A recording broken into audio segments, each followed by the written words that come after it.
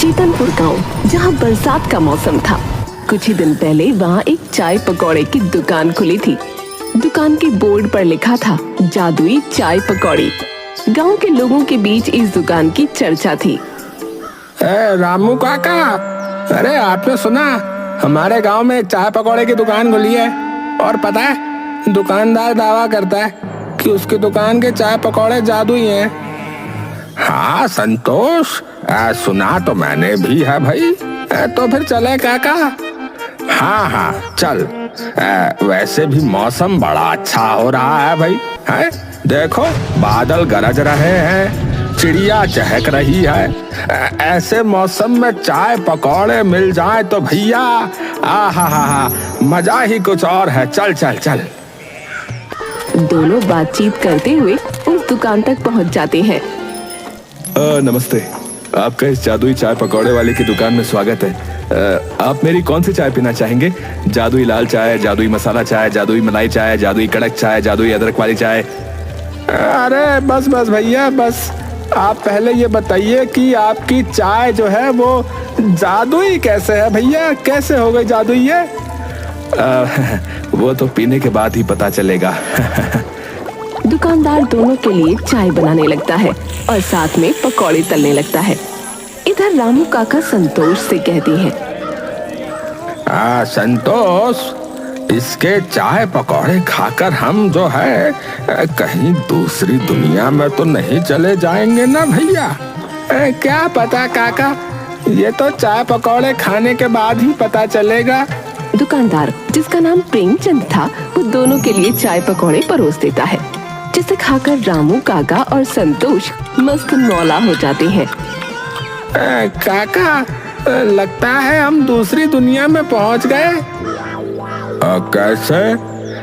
पता नहीं, मुझे तो बड़ा मजा आ रहा है, नाचने का मन कर रहा है। आप मेरे लिए जो है गाना गाइए ना, गाइए। प्रेमचंद अपनी दुकान में बैठा इस दृश्य का आनंद ले रहा था। इधर रामू काका और संतोष नाच गान में लगे थे। हाँ हाँ जरूर। कौन सा गाना गाऊं? हाँ, मेरा फेवरेट। बंगला मोटर कार दिला दे, एक नहीं दो चार दिला दे, थोड़ी सी तो। कैसे कैसों को दिया है, ऐसे वैसों को दिया है, मुझको भी तो लिपट करा दे, थोड़ी सी तो लिपट करा दे। दोनों का नाच गाना देखकर वहाँ पर कई सारे लोग इकट्ठा हो गए। वैसे तो बारिश की वजह से गांव का माहौल ठंडा था, लेकिन प्रेमचंद की दुकान का माहौल बिल्कुल गर्म था। बहुत जल्द प्रेमचंद पूरे गांव में जादुई चाय पकौड़े वाले के नाम से बहुत प्रसिद्ध हो गया। उसके जादुई चाय पकौड़ों की चर्चा दूर दूर तक थी। संतोष और रामू काका तो प्रेमचंद के रोजाना के ग्राहक बन गए थे। प्रेमचंद, जरा मेरे लिए एक प्लेट पकौड़े लगा दे भाई, और एक कड़क चाय बना देना। अच्छा। क्या बात है रामू काका, आज आपके साथ संतोष नहीं आया? सब कुछ ठीक तो है ना? कुछ ठीक नहीं है, तभी तो तेरी दुकान पर आया हूँ। आजकल व्यापार में बहुत नुकसान हो रहा है, इसलिए थोड़ा दुखी हूँ। सोचा तेरी चाय पीकर मन खुश हो जाएगा भाई। फिर तो आपने बहुत अच्छा किया जो यहाँ चले आए। मैं अभी आपको गर्मा गर्म चाय बना कर देता हूँ। प्रेमचंद रामू काका को चाय बनाकर देता है। चाय पीकर रामू काका का दिल खुश हो जाता है।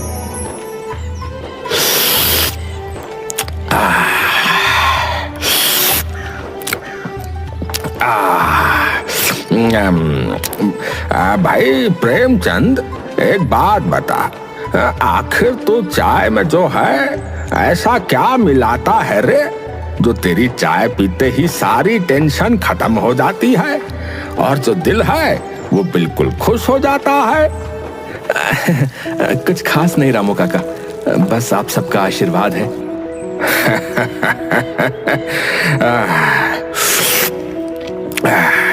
भाई तू चाय के साथ जो है बातें भी अच्छी बना लेता है।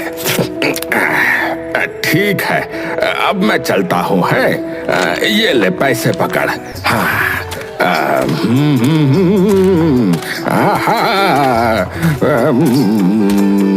दिलो जान कुर्बान। दुखी आए रामू काका चाय पीने के बाद खुशी खुशी गुनगुनाते हुए वहाँ से चल देते हैं। इस गांव में एक और चाय वाला था जिसका नाम पप्पू था। प्रेमचंद के आने से पहले उसी की दुकान फेमस थी, लेकिन प्रेमचंद की जादुई दुकान खुलने के बाद पप्पू का धंधा तो ठप हो गया था। वो रामू काका को गुनगुनाते हुए घर की ओर जाते हुए देखता है। देखो तो जरा कैसे गुनगुनाते हुए जा रहा है ये बुड्ढा। आखिर वो चाय वाला अपनी चाय में डालता क्या है? एक एक करके उसने मेरे सारे ग्राहक छीन लिए, और ये बुड्ढा, इसने तो मेरी दुकान पर आना ही छोड़ दिया। सबसे गिन गिन कर बदला लेगा ये पप्पू। हाँ, ये बात तो सच थी कि पप्पू की दुकान चलनी अब बंद हो गई थी, और कहीं न कहीं ये बात भी सच थी कि इसका कारण प्रेमचंद ही था। पप्पू है, वो सुबह 4 बजे ही पप्पू की दुकान के पीछे जाकर खड़ा हो जाता है। अब देखता हूँ ये चाय वाला पप्पू की नजर से कैसे बचेगा।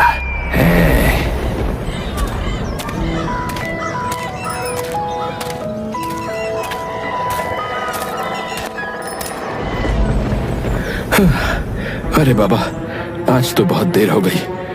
जल्दी से सारी तैयारी कर लेता हूँ। 1 घंटे में ग्राहक भी आने शुरू हो जाएंगे। अरे, लगता है मैं तो अपनी भांग की पोटली घर ही छोड़ आया। ओहो, है?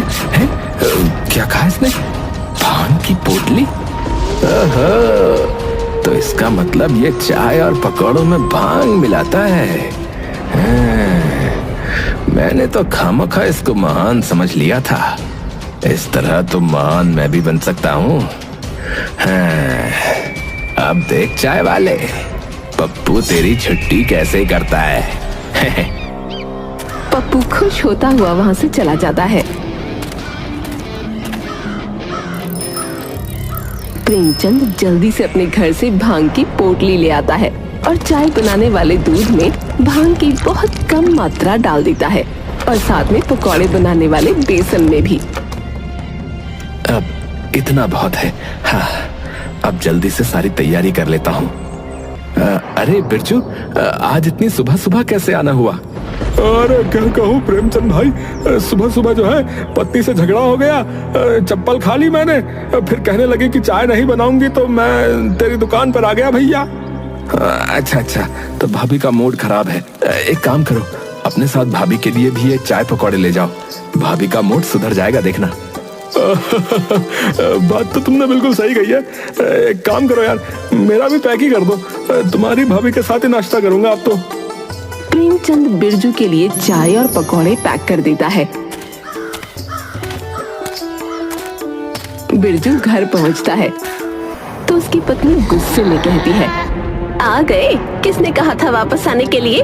जब तक तुम मेरे लिए बगल वाली विमला की तरह कानों के झुमके खरीद कर नहीं ला देते, तब तक इस घर में कदम रखने की कोई जरूरत नहीं है। अरे भगवान, अरे देखो तो सही तरीक। बाहर बारिश का मौसम हो रहा है, काली काली बदरिया छा रही है? पक्षी देखो कैसे हवा में उड़ रहे हैं। और मैं इसीलिए तुम्हारे लिए जो है ये चाय पकौड़े लाया हूँ। भूखे इंसान को गुस्सा जरा ज्यादा आता है ना। तो लो, पहले खा लो, खाने के बाद फिर तसल्ली से झगड़ा कर लेंगे। हैं? लो खाओ। बिरजू की पत्नी को उसकी बात सही लगी। वो दोनों आराम से चाय और नाश्ता करते हैं। थोड़ी देर बाद, जी एक बात कहूँ। मैं सांस लेती हूँ, तेरी खुशबू आती है, एक महका महका सा पैगाम लाती है। मेरे दिल की धड़कन भी दिल की गाती है।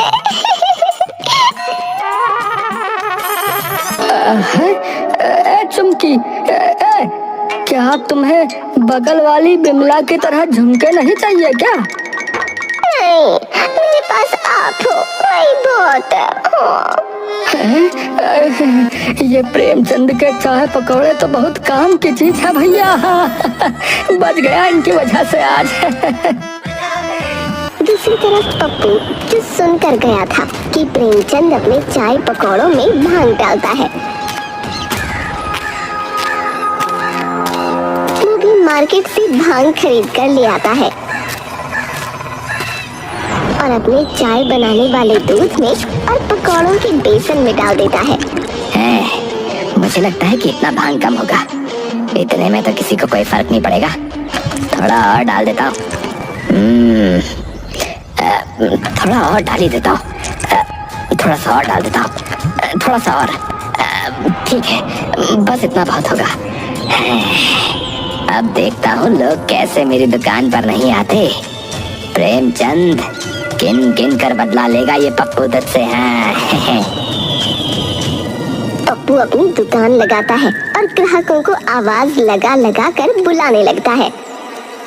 अरे आओ आओ भाई साहब आओ, अरे बहन जी आओ, अरे मेरे मस्त मस्त चाय पकौड़े खाओ। मेरी दुकान के चाय पकौड़े खा लिए तो उस प्रेमचंद के चाय पकौड़े हमेशा के लिए भूल जाओगे। अरे भैया आओ, अरे अरे दादा, अरे अरे भैया, अरे आ तो सही। अरे पप्पू, तू अपनी बराबरी कर भी रहा है तो उस जादुई चाय वाले से भाई। तुझे पता भी है उसके चाय पकौड़े में जो है जादू है भैया, जादू है। बड़ा जादू है, जादू के नाम पे भांग डाल देता है। क्या कहा तूने? भांग? नहीं नहीं, मैंने ऐसा कब कहा। आप एक बार स्वाद तो चखिए, अगर पसंद नहीं आया तो पैसे नहीं दीजिएगा। हाँ अच्छा, पैसे नहीं दूंगा। ठीक है, अगर ऐसा है तो ला एक कप चाय पिला और जरा जो है एक कप प्लेट जो है पकौड़े भी लगा देना। अच्छा अभी लगाता हूँ। अब देखता हूँ वो चाय वाला प्रेमचंद मेरी बराबरी कैसे करता है। ये लीजिए आपकी चाय और ये एक प्लेट पकौड़े। वो आदमी चाय पकौड़े खाने की शुरुआत करता ही है कि तभी वहाँ रामू काका और संतोष आ जाते हैं। क्या बात है मोहन, आज यहाँ चाय पकौड़े खा रहे हो? हम तो प्रेमचंद की दुकान पे जा रहे हैं। अरे ये कह रहा है कि इसके चाय पकौड़े प्रेमचंद के चाय पकौड़े से ज्यादा अच्छे हैं और ये जो है दावा भी कर रहा है कि अगर हमें पसंद नहीं आया तो ये पैसा नहीं लेगा। हाँ फ्री की बात है तो है, खाने बैठ गया। मैं तो कहता हूँ तुम भी आ जाओ भैया, आ जाओ। मोहन की बात सुनकर रामू काका और संतोष भी पप्पू की दुकान पर ही चाय पकौड़े खाने के लिए बैठ जाते हैं। ला भाई, हमारा भी चाय पकौड़ा लगा जरा। पप्पू खुशी खुशी सबको चाय पकौड़े दे देता है।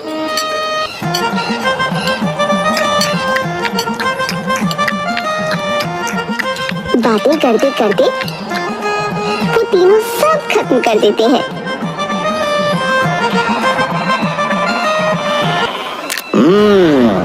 स्वादिष्ट तो थे, लेकिन जो है प्रेमचंद वाली बात नहीं थी। हाँ साफ कह देते हैं, लेकिन मतलब बात सही है। काका मेरा सर घूम रहा है। आपका भी सर घूम रहा है क्या? वो सब तो ठीक है, लेकिन तुम इतना हंस क्यों रहे हो भाई? है क्यों हंस रहे हो तुम इतना?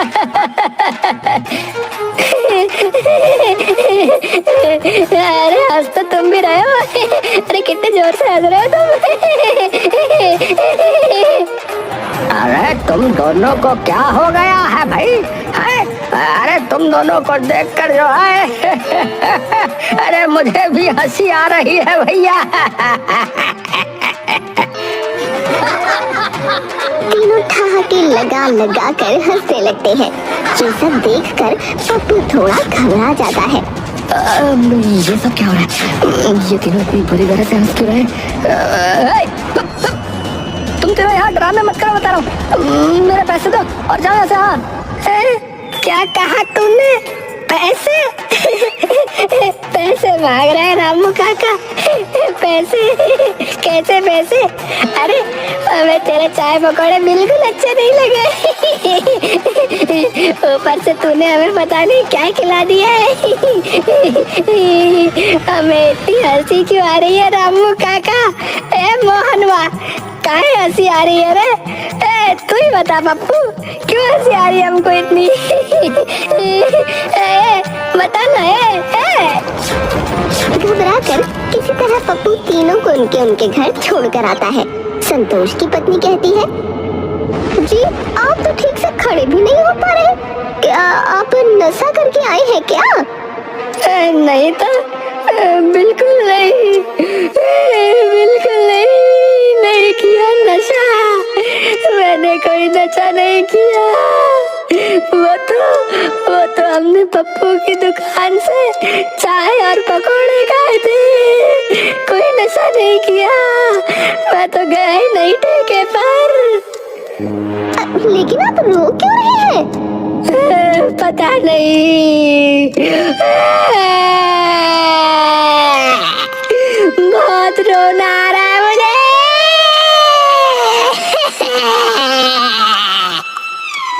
अच्छा बताइए, आपके साथ और कौन था? मोहन और रामू काका भी थे।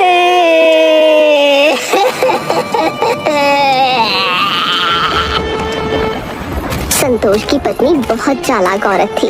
वो मोहन और रामू काका के घर जाती है और उन दोनों की पत्नियों को भी इकट्ठा करके पप्पू की दुकान पर जाती है। अरे ओ पप्पू, बाहर निकल! तूने हम तीनों के पतियों को ऐसा क्या खिला दिया जो वो ठीक से खड़े भी ना हो पा रहे? तुझे तो हम छोड़ेंगे नहीं। तीनों अपनी चप्पलें निकाल के पप्पू की धुलाई करने लगती है। अरे बचाओ, अरे कोई मुझे बचाओ भाई, अरे कोई मुझे इस काली दुर्गा सरस्वती से बचाओ। पप्पू अपनी जान बचाकर भाग रहा था और वहीं वो तीनों पप्पू के पीछे पड़ी थी।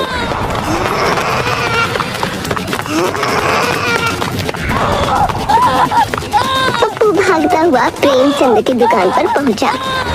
प्रेमचंद भाई मुझे इन तीनों औरतों से बचा लो। अरे लेकिन हुआ क्या ये तो बताओ। अरे जिंदा रहूंगा तो सब बता दूंगा, पहले मुझे इन तीनों औरतों से बचा लो भैया। अरे रुकिए, आप तीनों इतने गुस्से में क्यों हैं? पप्पू का बच्चा कहाँ है? उसने हमारे पतियों को पता नहीं चाय पकौड़े में क्या मिलाकर खिला दिया है।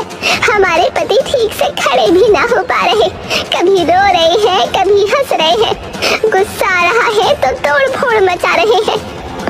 शांत हो जाइए, मैं उनको समझा दूंगा। मैं देखता हूँ आखिर बात क्या है। अपना दिमाग जो है ठंडा करके वापस घर लौट जाइए, ठीक है? कल सुबह तक रामू काका, मोहन और संतोष जो है वो तीनों ठीक हो जाएंगे, ठीक है? अच्छा।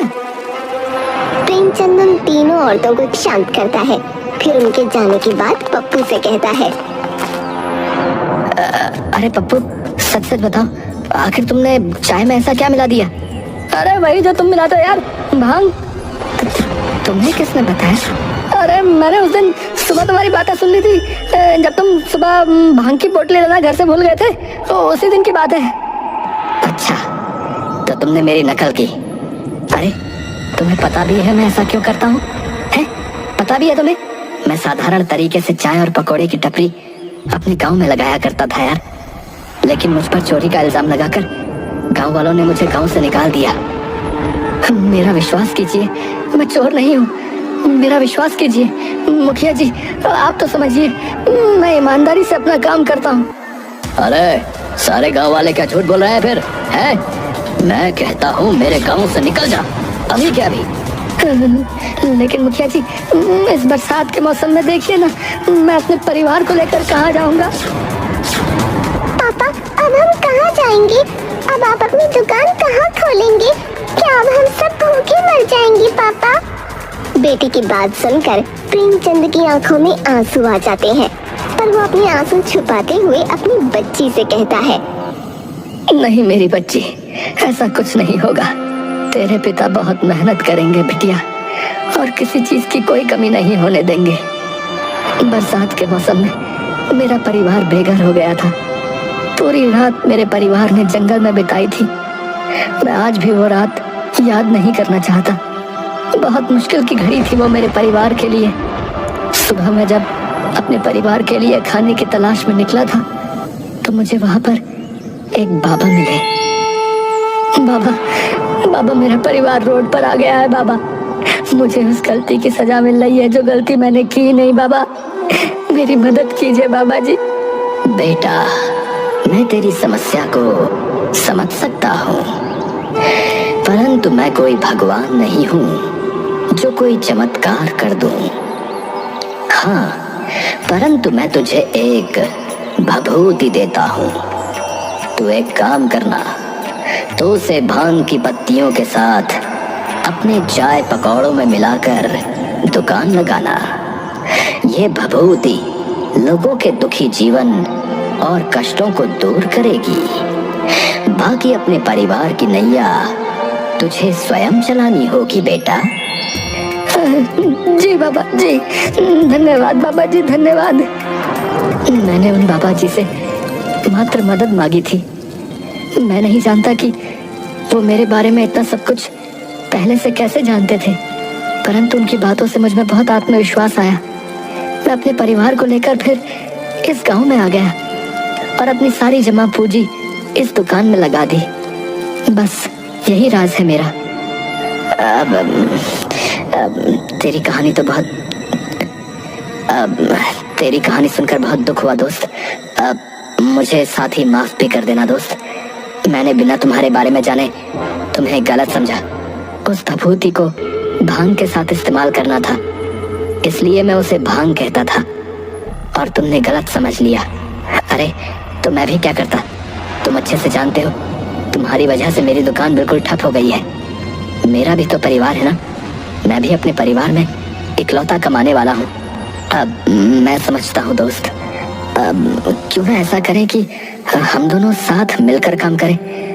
बदले में तुम ये मेरा राज किसी को भी मत बताना। बाकी हमें जो भी मुनाफा होगा हम ईमानदारी से आधा आधा बांट लेंगे। पप्पू प्रेमचंद के सौदे से बहुत खुश होता है और अब वो दोनों पार्टनरशिप में दुकान चलाने लगते हैं। और ये राज कि प्रेमचंद अपने पकौड़े और चाय में क्या मिलाता है, राज ही रह जाता है। पूरे गांव के लोग अभी भी उनकी दुकान पर आते हैं, जादुई चाय पकौड़ों का लुत्फ उठाते हैं।